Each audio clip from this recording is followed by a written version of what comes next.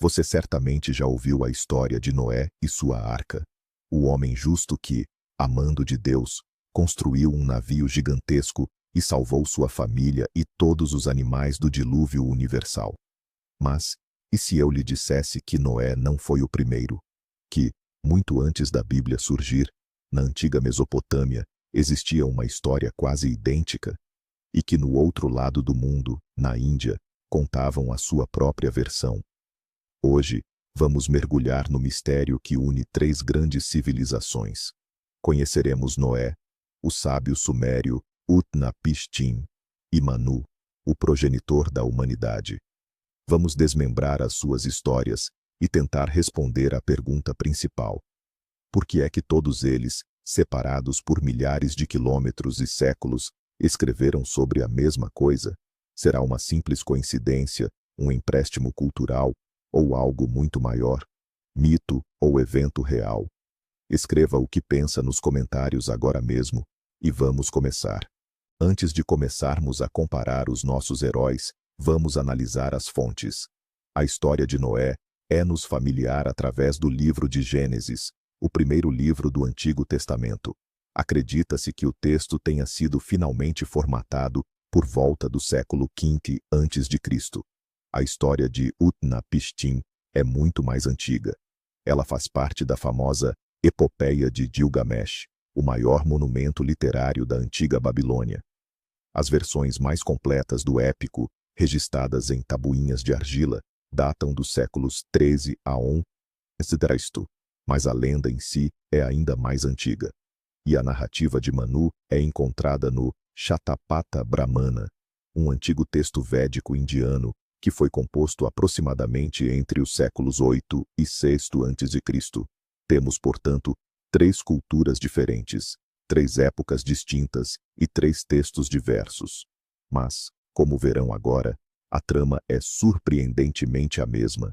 Vamos começar pela versão mais antiga, a história de Utnapishtim. Imagine a antiga Mesopotâmia, a cidade de Shuruppak. É lá que vive o nosso herói, Utnapishtim, cujo nome significa aquele que encontrou a vida. Acontece que, um dia, os deuses, irritados com a humanidade barulhenta e inconveniente, decidem destruí-la. Mas entre os deuses, há um que sente empatia pelos humanos. Ea, o deus da sabedoria. Ele não pode quebrar diretamente o juramento feito aos outros deuses, então recorre a uma astúcia. Ea se aproxima da cabana de junco de Utnapishtim e começa a falar com a parede. Ele fala sobre o dilúvio que se aproxima e ordena que Utnapishtim construa um navio enorme para salvar sua família e a semente de toda a vida. Visualize esta cena. Um homem em sua cabana humilde ouve uma voz divina vinda, literalmente, das paredes de sua casa, anunciando o fim do mundo. Não é um começo intrigante? O deus Ea forneceu a Utnapishtim instruções extremamente detalhadas. A embarcação deveria ser um cubo gigantesco, medindo 120 côvados de lado. Por dentro, deveria ter 7 andares ou convéses, cada um subdividido em 9 compartimentos. Utnapishtim deveria calafetar o navio por dentro e por fora com betume, garantindo sua total impermeabilidade. A tarefa era colossal, e Utnapishtim sabia que seus vizinhos logo fariam perguntas. Ea lhe deu a desculpa perfeita. Ele deveria dizer que havia enfurecido o deus Enlil, e por isso teria de fugir para os domínios de Ea. A construção da arca levou apenas 7 dias. Nesse curto período, Utnapishtim carregou a bordo todo o seu ouro e prata, sua família, os artesãos que o ajudaram na construção, além de todo o gado e os animais selvagens. Imagine esse cubo gigantesco balançando sobre a água, uma verdadeira cidade flutuante, pronta para encarar o apocalipse. É preciso admitir que o nível de detalhe deste projeto impressiona, considerando a antiguidade do texto, e o dilúvio, finalmente, começou. No épico de Gilgamesh, este acontecimento é narrado com uma força e uma grandiosidade de tirar o fôlego. A tempestade era tão terrível que amedrontou até mesmo as divindades. Eles subiram ao céu de Anu, encolheram-se e ficaram ali, tremendo de medo, como cães. Por 6 dias e 7 noites, o temporal rugiu. O mundo inteiro mergulhou na escuridão, e toda a humanidade se dissolveu em lama. No 7º dia, quando a fúria da tempestade cessou, Utnapishtim abriu a vigia e viu que o mundo se transformara num oceano infinito. Ele caiu de joelhos e chorou. Este momento não expressa a alegria da salvação, mas sim uma profunda tristeza e luto pelo mundo que se perdeu. É um detalhe humano e profundamente trágico. A sua arca parou na montanha Nizir. Conseguimos imaginar a cena. Um navio solitário no cume de uma montanha, cercado por uma superfície de água silenciosa, coberta de corpos. Assim que a arca parou, Utnapishtim aguardou por mais 7 dias. Em seguida, ele decidiu verificar se as águas tinham baixado. Ele soltou uma pomba, mas ela regressou, sem encontrar um lugar para repousar. Depois, soltou uma andorinha, que também regressou. Finalmente, ele soltou um corvo. O corvo viu que a água tinha recuado, encontrou alimento e não retornou. Vendo isso, Utnapishtim compreendeu que a terra voltara a ser habitável. Ele saiu da arca e realizou um sacrifício aos deuses. E aqui reside um detalhe interessante. Os deuses famintos, que ficaram privados dos sacrifícios humanos durante o dilúvio, juntaram-se sobre a oferenda como moscas. Ficaram felizes com a sobrevivência de Utnapishtim, mas o deus Enlil, o instigador do dilúvio, ficou furioso por alguém ter sobrevivido. No final, Ea convenceu-o a aceitar a situação, e, em recompensa pela sua resiliência, Utnapishtim e sua esposa receberam a imortalidade. Esta história, repleta de drama e pormenores, servirá de base para a nossa comparação. Transportemo-nos agora para o mundo bíblico, para a história de Noé. Neste ponto, a causa do dilúvio é de natureza moral, completamente diferente. Deus vê que a maldade do homem se havia multiplicado na terra, e que toda a imaginação dos pensamentos do seu coração era só má continuamente. A humanidade estava mergulhada no pecado, e Deus arrepende-se de a ter criado. Mas, em meio a essa depravação generalizada, ele encontra um único homem justo, Noé. Aqui, não há nenhum conselho de deuses ou astúcia de uma divindade. Há um Deus único, que toma uma decisão moralmente justificada, embora seja terrível. Essa é a distinção crucial. Enquanto no mito mesopotâmico, os deuses destroem a humanidade simplesmente porque ela os incomoda. Na Bíblia, o dilúvio é um ato de justiça divina. É punição pelo pecado e, ao mesmo tempo, uma forma de purificar o mundo para um novo começo, liderado por um homem justo. Assim como a Utnapishtim, Noé recebe instruções claras. Deus lhe diz: constrói para ti uma arca de madeira de gofer. Farás compartimentos na arca e a calafetarás com betume por dentro e por fora. As dimensões também são especificadas, embora difiram das babilônicas. 300 côvados de comprimento, 50 de largura e 30 de altura. Isto já não é um cubo, mas sim um navio alongado, que se assemelha mais a uma embarcação no nosso entendimento. A arca deveria ter 3 andares. Noé deveria levar consigo a sua esposa, os seus 3 filhos e as esposas deles, e, claro, os animais. Mas aqui há um detalhe importante. Dos animais impuros, deveria levar apenas 1 par, mas dos animais puros, deveriam ser 7 pares. Isso garantiria que, após o dilúvio, pudessem ser oferecidos em sacrifício sem aniquilar a espécie. Este é mais um pormenor que enfatiza o aspecto ritualístico e moral da narrativa bíblica. Imagine o trabalho titânico de Noé e da sua família, construindo esta arca gigantesca sob os escárnios dos vizinhos que não acreditavam na iminente catástrofe. E assim, o dia da catástrofe finalmente chegou.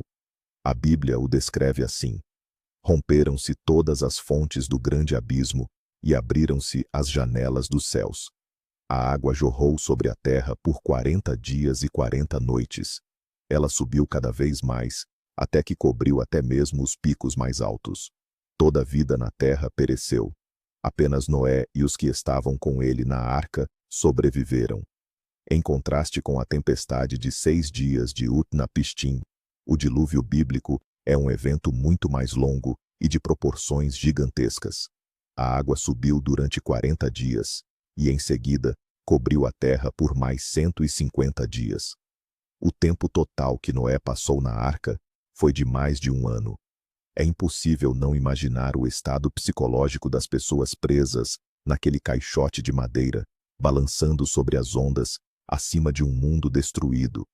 Esta é uma história que fala não apenas sobre a ira divina, mas também sobre paciência e fé inabaláveis. Finalmente, as águas começam a baixar. A arca repousa sobre os montes de Ararat. E é aqui que encontramos outra semelhança surpreendente com a história de Utnapishtim. Noé também decide verificar se a terra firme já havia surgido. Primeiro, ele solta um corvo, que ficava indo e voltando até o solo secar completamente.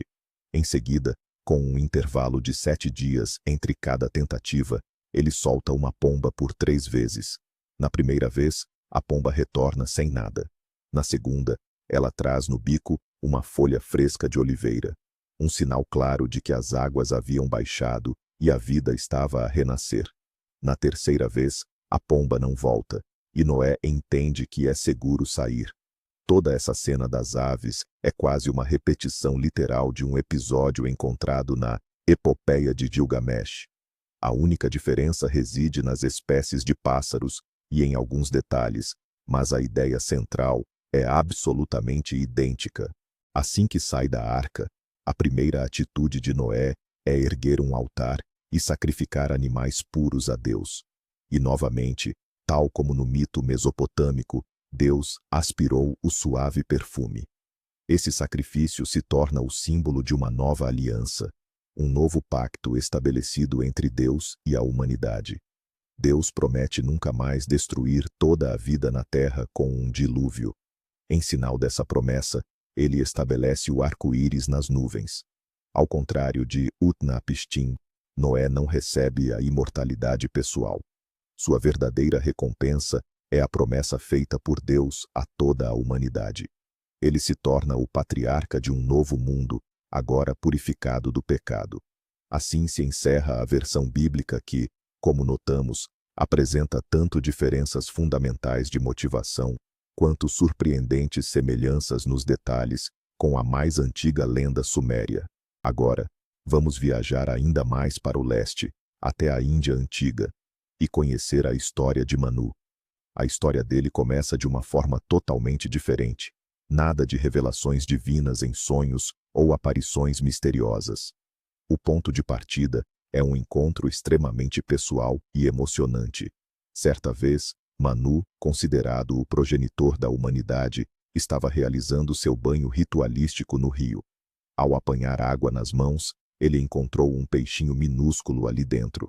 O peixe se dirigiu a ele com voz humana, implorando por proteção, e disse: "Cuida de mim, e eu te salvarei." Manu se compadeceu do peixe e o colocou em uma jarra com água. Mas o peixe começou a crescer a uma velocidade assustadora. Em pouco tempo, a jarra já não era suficiente, nem o tanque, nem o lago. No fim, Manu teve que libertá-lo no oceano. Imagine a cena surreal. Um homem cuidando de um peixinho que, diante de seus olhos, se transforma em uma criatura colossal. No momento em que Manu devolveu o peixe ao oceano, este lhe revelou um segredo profundo. Não se tratava de um peixe comum, mas sim de Matsya, o avatar aquático do grande deus Vishnu. E Matsya vinha com um aviso crucial. O deus peixe informou Manu sobre a iminência de um grande dilúvio, um evento que aniquilaria toda a vida na Terra. Sua ordem foi clara: construir uma embarcação. No entanto, as instruções eram significativamente diferentes. Ao contrário dos planos detalhados fornecidos a Utnapishtim e Noé, Manu recebeu uma diretriz mais ampla: construir o barco e aguardar. Quando o dilúvio chegasse, ele deveria subir a bordo, levando consigo as sementes de todas as plantas e os 7 grandes sábios, os rishis. Neste ponto, o foco muda drasticamente. Em vez de salvar todas as espécies animais, a prioridade era preservar a sabedoria, personificada pelos rishis, e os fundamentos da vida, representados pelas sementes. Essa ênfase reflete os profundos valores filosóficos e espirituais do hinduísmo. Assim que o grande dilúvio começou, Manu seguiu à risca as instruções do peixe. Ele embarcou no navio, levando consigo sábios e sementes. As ondas em fúria engoliram o navio e o agitavam violentamente. Foi então que surgiu o gigantesco peixe Matsya, que possuía um chifre na testa. Obedecendo às ordens, Manu amarrou seu navio ao chifre, utilizando a serpente gigante Vasuki como corda, e o peixe divino puxou a embarcação, arrastando-a pelo oceano tempestuoso. Este detalhe é único no mito indiano. Aqui, a salvação não é uma espera passiva numa arca fechada, mas sim uma jornada ativa sob orientação divina. Podemos facilmente visualizar esta imagem poderosa. Uma pequena embarcação, amarrada a um peixe enorme e reluzente, que avança pela tempestade e pelo caos, representando uma ilha de ordem num mundo de pura destruição. O avatar em forma de peixe guiou o navio de Manu até uma alta montanha ao norte, que muitos associam à cordilheira do Himalaia. Quando as águas finalmente recuaram, Manu emergiu como o único ser humano sobrevivente na Terra, acompanhado por 7 sábios. Para restaurar a humanidade, ele realizou um sacrifício. Ele derramou na água manteiga clarificada, coalhada e soro de leite. 1 ano depois, desse sacrifício nasceu uma mulher chamada Ida. Ela se tornou sua filha, e foi com ela que Manu restaurou o gênero humano. O desfecho dessa história não é um pacto com a divindade ou a concessão da imortalidade, mas sim um ato de criação, uma verdadeira cocriação entre o homem e a força divina. Manu deixa de ser apenas um sobrevivente. Ele se torna, literalmente, o pai da nova humanidade, o ancestral de todos os seres humanos desta nova era. É um final extremamente simbólico. Vamos agora juntar tudo e analisar essas semelhanças impressionantes. Primeiro, o aviso divino. Em todas as 3 histórias, o herói escolhido recebe uma advertência sobre a catástrofe iminente, vinda de uma força divina, seja o deus Ea, Yahweh, ou o avatar de Vishnu. Segundo, a construção da arca. O herói é instruído a construir uma embarcação, arca ou barco para sobreviver ao dilúvio. Em 2 dos 3 casos, são até fornecidos detalhes técnicos específicos. Terceiro, o salvamento da vida. O herói não salva apenas a si mesmo e sua família, mas também as sementes da vida, sejam os animais, um par de cada espécie, a semente de toda a vida, ou as sementes de todas as plantas. A ideia de preservar a biodiversidade está presente em todos os 3 mitos. Vamos continuar a nossa lista de paralelos. Quarto ponto: a catástrofe global. Em todos os casos, é descrito um dilúvio de tal magnitude que aniquila praticamente toda a vida na Terra. Não se trata de uma inundação local, mas sim de um cataclismo mundial. Quinto, o aportamento na montanha. Após o fim do dilúvio, a embarcação de resgate atraca no topo de uma montanha alta, seja o Monte Nizir, o Ararat ou os Himalaias. Isto simboliza o início de uma nova vida no ponto mais alto de um mundo purificado. Sexto, o sacrifício após o resgate. Ao pisar em terra firme, a primeira coisa que o herói faz é realizar um sacrifício em agradecimento aos deuses pela sua salvação. E sétimo, o herói torna-se o progenitor de uma nova humanidade. Noé, Utnapishtim e Manu, todos eles dão origem a um novo mundo. Concordam que tamanha quantidade de coincidências em culturas que, aparentemente, se desenvolveram de forma independente, não pode ser apenas um mero acaso, mas afinal, como se explica essa semelhança notável? Existem 2 teorias principais. A primeira é a teoria da difusão cultural, ou, simplificando, a teoria do empréstimo. Conforme já estabelecemos, a versão mesopotâmica do mito do dilúvio é a mais antiga entre as três. A Mesopotâmia foi o berço da civilização, um ponto de encontro vibrante de rotas comerciais e culturais. É bem provável que esta história poderosa e dramática tenha sido transmitida de boca em boca, viajando junto com caravanas e mercadores. Ao chegar a outras culturas, ela se adaptou, se modificou e absorveu as crenças e os valores morais locais. Assim, entre os judeus, ela ganhou um caráter estritamente monoteísta e moralizante. Já entre os hindus, ela adquiriu profundidade filosófica e a ideia da ciclicidade dos tempos. Imagine um mapa no qual essa história, como uma chama, é passada de um povo para o outro, alterando sua cor e forma, mas mantendo sempre o seu núcleo. Esta teoria explica muita coisa. A proximidade geográfica entre a Mesopotâmia e o antigo Israel, por exemplo, torna quase óbvia a ideia de que a história bíblica tenha sido emprestada. Muitos dos detalhes, especialmente o episódio das aves, são tão idênticos que é difícil conceber que tenham surgido de forma independente. A ligação à Índia é menos evidente, mas os contactos comerciais e culturais entre o Vale do Indo e a Mesopotâmia existiam desde a antiguidade mais remota. Contudo, esta teoria também tem os seus pontos fracos. Os mitos sobre o dilúvio não se limitam a estas três culturas.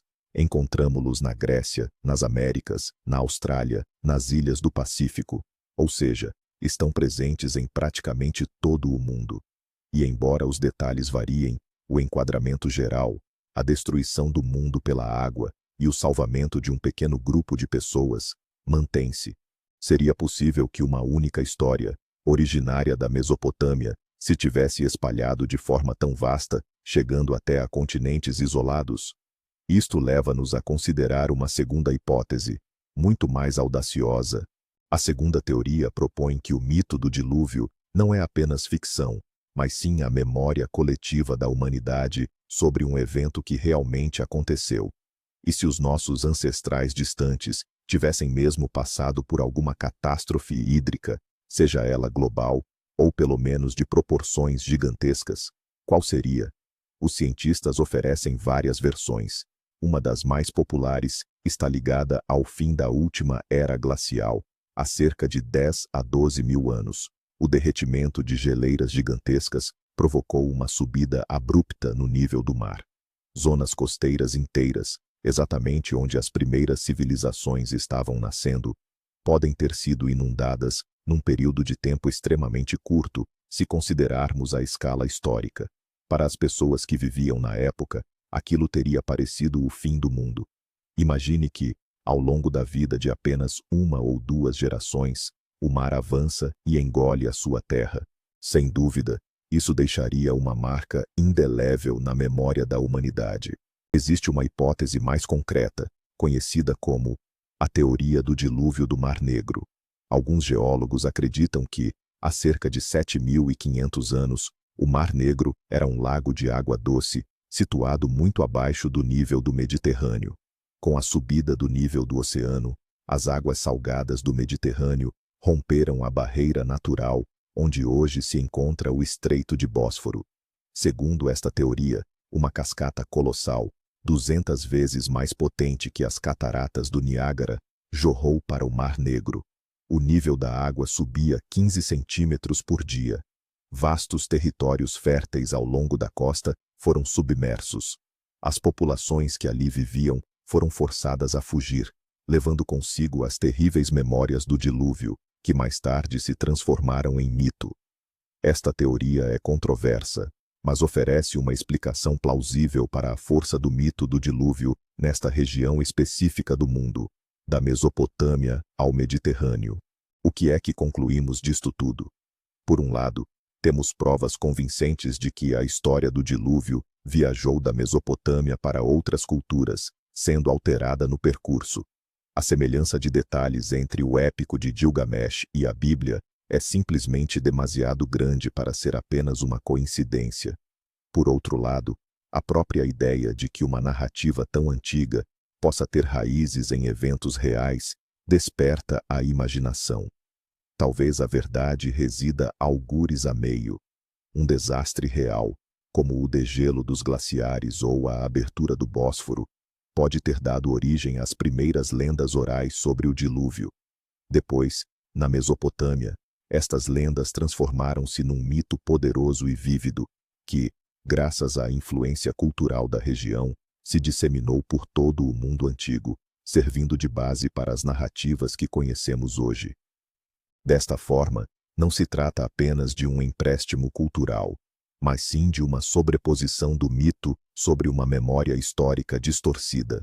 Então, Noé, Utnapishtim e Manu, 3 heróis, 3 arcas e uma só catástrofe. Vimos o quão profundamente suas histórias estão interligadas. Não são apenas 3 mitos diferentes. É, muito provavelmente, 3 versões de uma mesma história primordial, que foram filtradas por diferentes culturas, religiões e épocas. O grande ponto de virada aqui é que a história que muitos consideram única à sua fé, na verdade, faz parte de uma herança comum da humanidade. Isso mostra como nossos ancestrais, não importando onde viviam, tentaram dar sentido aos piores cataclismos naturais, buscando neles um significado maior, a ideia de punição, de purificação e de renascimento. E o fato de que, milhares de anos depois, nós ainda contamos e analisamos essas histórias, atesta a sua força incrível. Obrigado por assistirem a este vídeo até o final. Se acharam interessante, não se esqueçam de deixar o seu like e de se inscrever no canal para não perderem as nossas próximas investigações. E a grande questão para vocês é, afinal, o que foi isso? Uma grande jornada de um mito único ou o eco de uma catástrofe real congelado na memória da humanidade? Qual teoria lhes parece mais convincente? Escrevam nos comentários. Estou muito curioso para saber a opinião de vocês.